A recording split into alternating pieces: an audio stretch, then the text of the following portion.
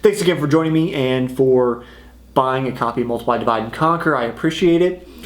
In this video, let's talk about how the board moves when it's the board's turn. Now, you've already done your 3 actions and it's time for the board to move. Again, easy multiplication. So we roll the dice, 8 and 4. So, got 32. Inside of your instructions is a nice little chart here. Black dots are starting positions, open dots are where they're moving. So if we look for 32, that is 1 down and 2 to the right. What we do with that information is we take all of the red math magicians on the board and we move them those directions. So down 1 and 2 to the right. So let's go ahead and do that. Now, if the red math magicians move on a space that does not already contain a goo token, you have to add a goo token to those spaces. Now, this is where we want to talk about the goo token piles. Remember, if you watched the very first video where I introduced the game and set it up, we made these goo token piles. You need to take goo from one particular pile until it's completely gone.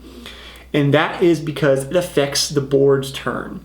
When all of, say, this 4th pile is gone and there's only 3 piles remaining, then the board gets 2 moves every time it's the board's turn.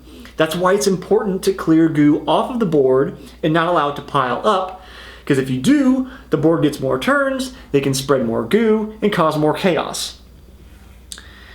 The other thing that's a bad deal when the board gets more turns is that if an enemy red math magician goes through a space where one of your blue math magicians are, then your blue math magician becomes stuck in goo and you cannot move them until you save them with an item or clear that line of goo through battle later on.